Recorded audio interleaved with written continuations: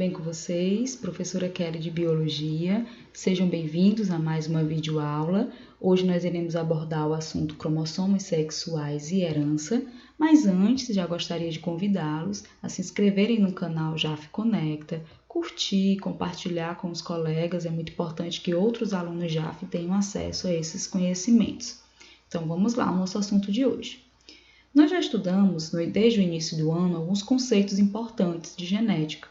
Entre eles, nós vimos o conceito de cariótipo. O que seria o cariótipo? O cariótipo é o conjunto de cromossomos da espécie.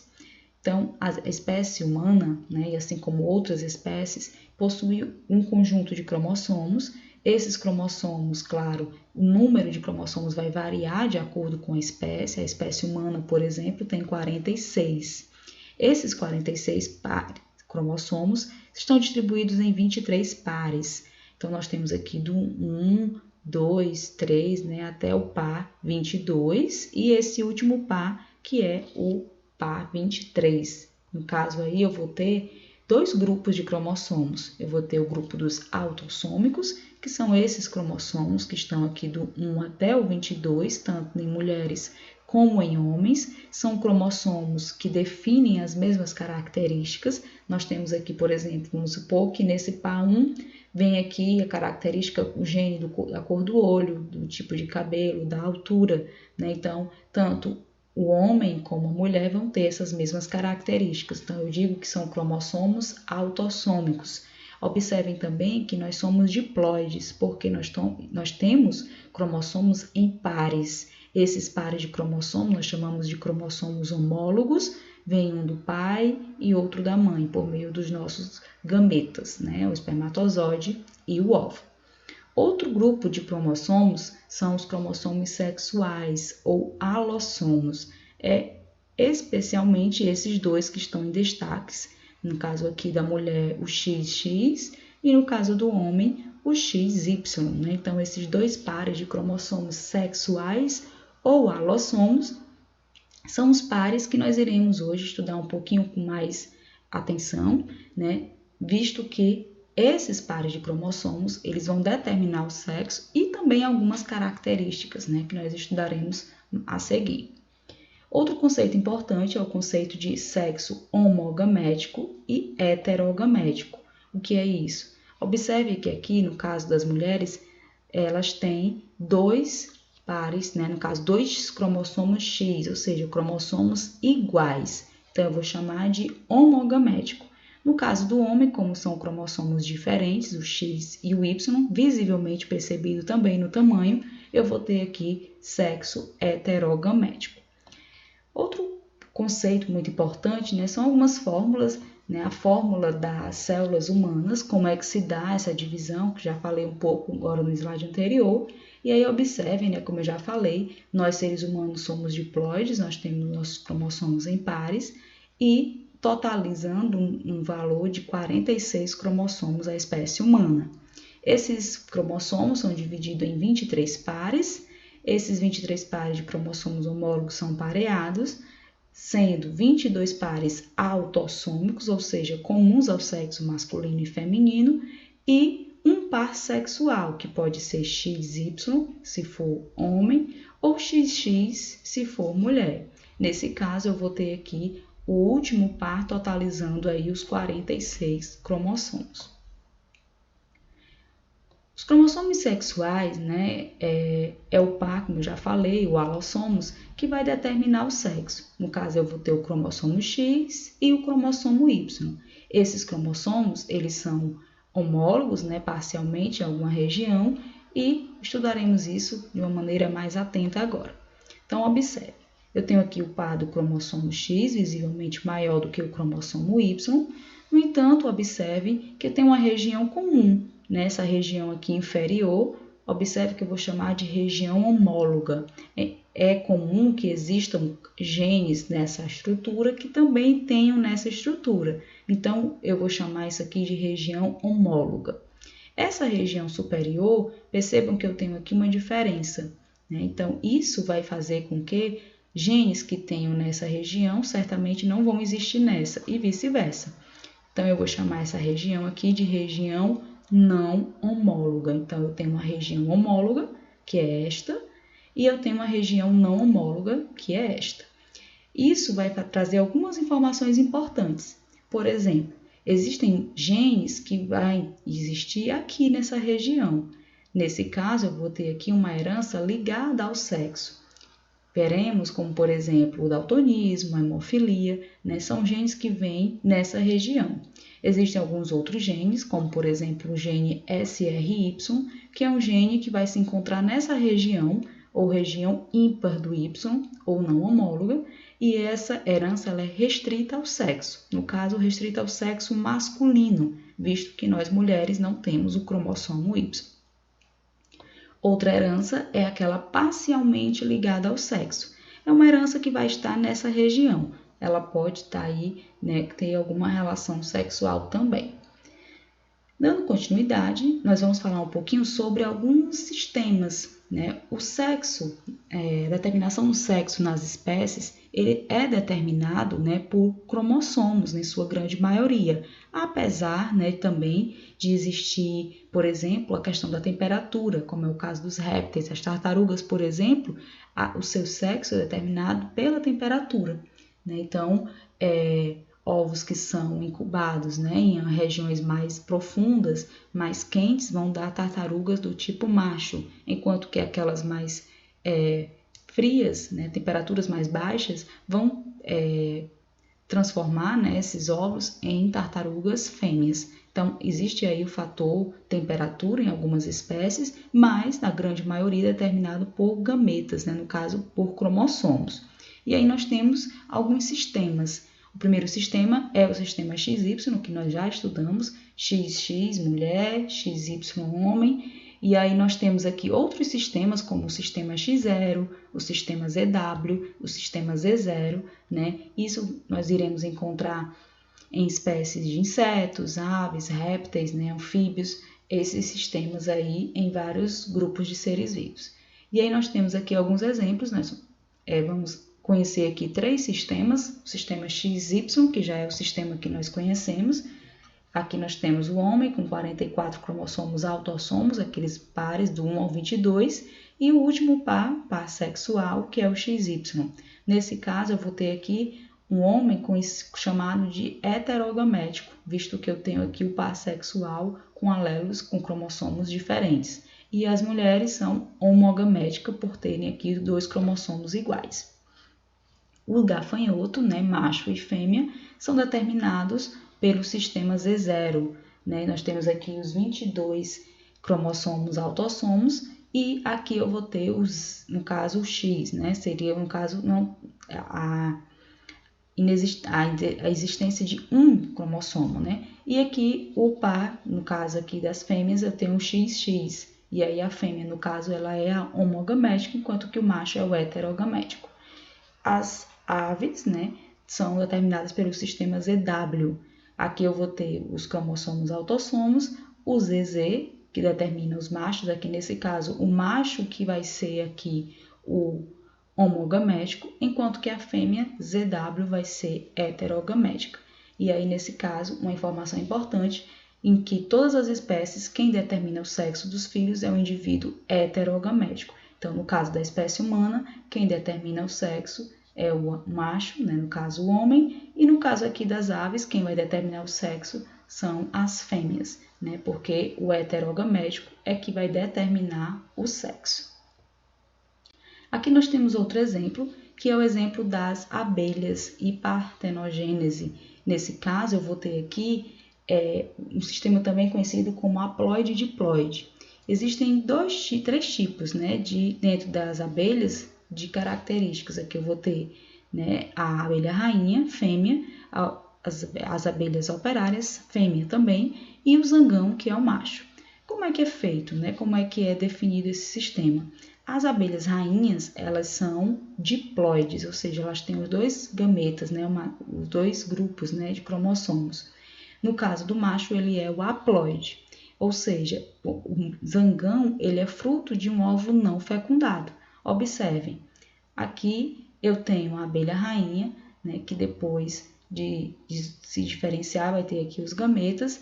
esse gameta, se ele for fecundado, vai dar origem aqui às abelhas fêmeas, no caso, né? Que pode dar origem aqui à operária, que é uma abelha estéril, e a rainha, que é a fértil. Isso de um óvulo fecundado.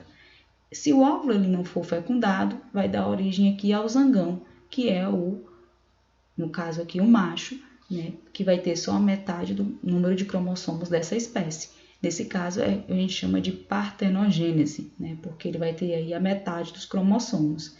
Esse óvulo fecundado vai dar origem aqui, no caso, a uma célula ovo ou zigoto, que, por ser diploide, já é uma fêmea. Se esse óvulo ele tiver uma alimentação normal, vai dar origem a abelhas operárias, no caso, as estéreis.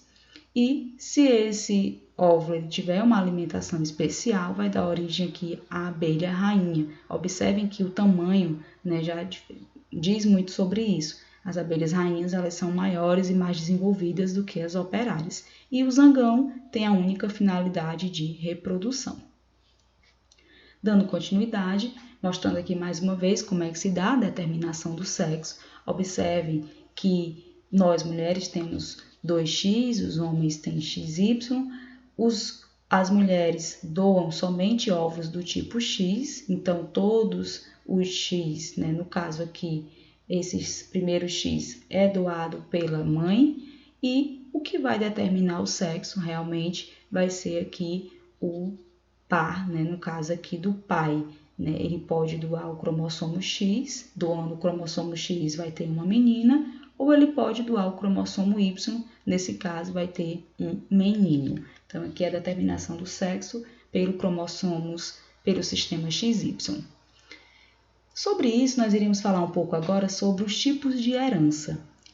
Os tipos de herança, né, são heranças que são passadas, né, hereditariamente por meio desses cromossomos sexuais ou cromossomos autossomos. Vamos falar um pouquinho sobre algumas dessas características. A primeira é a herança ligada ao sexo. O que seria essa herança ligada ao sexo? É aquela determinada por genes localizados na região heteróloga do cromossomo X, ou seja, nessa parte não homóloga. Então, eu falei anteriormente que alguns genes podem vir nessa região do X. Nesse caso, eu vou ter aqui uma herança ligada ao sexo.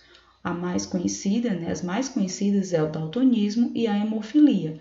O daltonismo trata-se de uma incapacidade à distinção de algumas cores, como por exemplo o verde e o vermelho, e a pessoa daltônica ela tem dificuldade, ela vê um pouco acinzentado, né, essas cores, e tem uma dificuldade de perceber.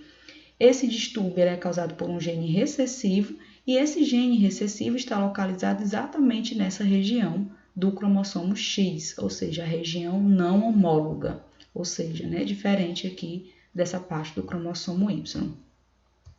E aqui nós temos como é que se dá o daltonismo.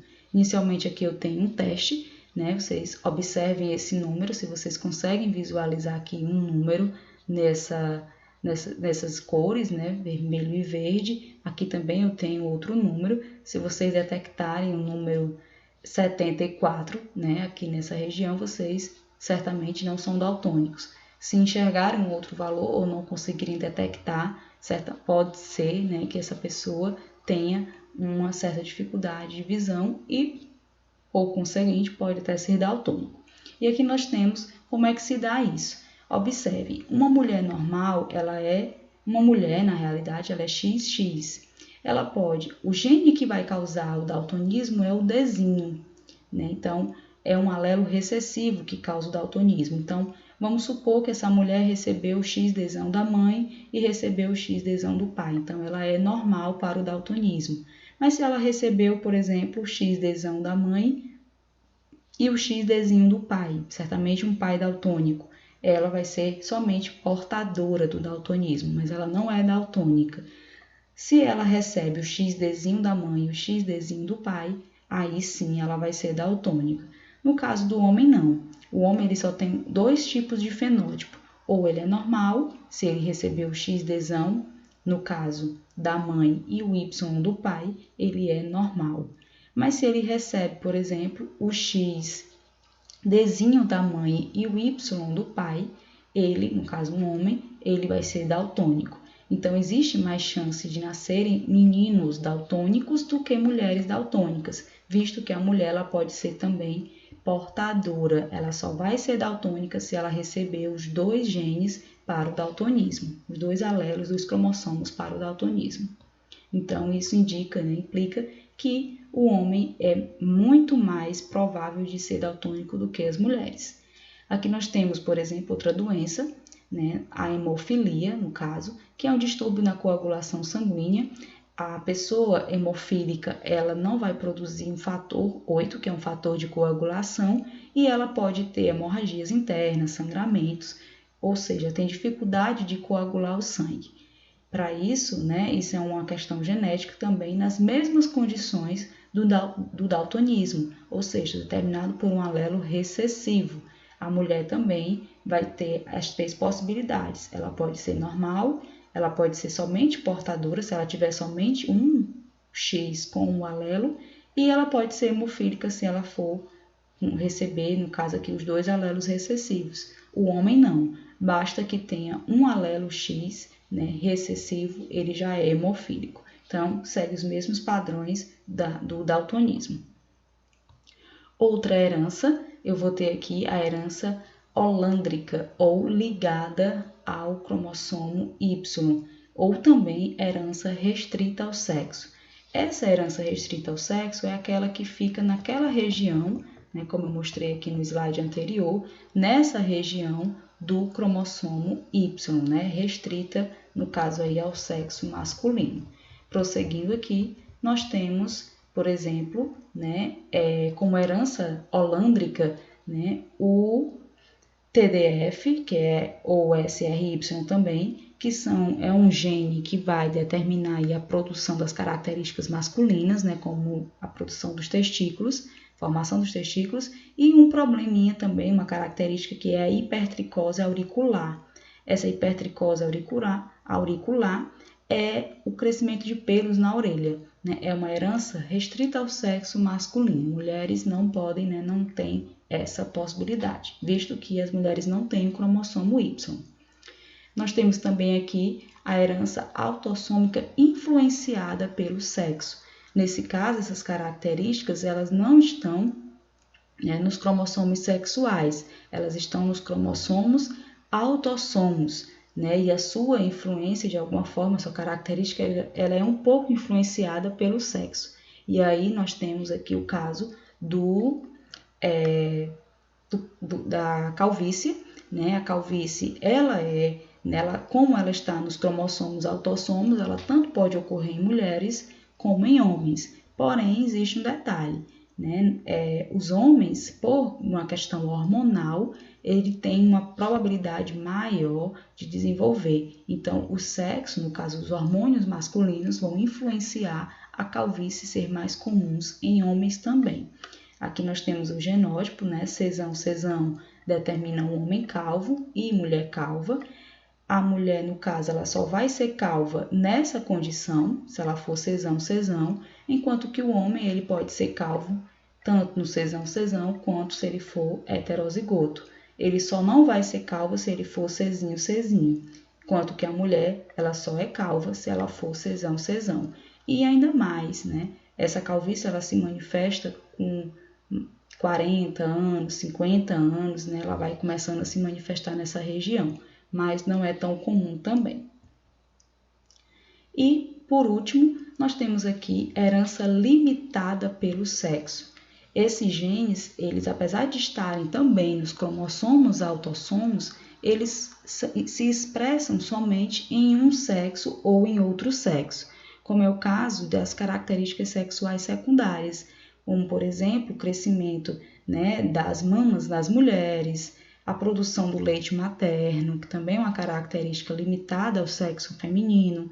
Nós temos também o crescimento da barba em homens, as características físicas, isso certamente influenciada pelos hormônios, a testosterona, progesterona, que são hormônios que mulheres certamente vão ter, cada um, e homens vão ter o seu tipo de hormônios, e isso vai, claro, determinar aí características que são limitadas pelo sexo, apesar de estarem nos pares autossômicos, que são cromossomos, né, que tanto são comuns em mulheres como são comuns em homens. E com isso nós encerramos essa primeira parte da aula, desse capítulo, e na próxima aula nós daremos continuidade com as outras características, né? No caso aqui a gente vai ver as síndromes genéticas, nós veremos as heranças, né? As alterações cromossômicas, também um assunto muito importante. Então, com isso, nós encerramos essa aula de hoje. Um abraço, até logo, resolvam os exercícios e em seguida nós daremos continuidade a esse capítulo com alterações cromossômicas. Um abraço e até a nossa próxima aula.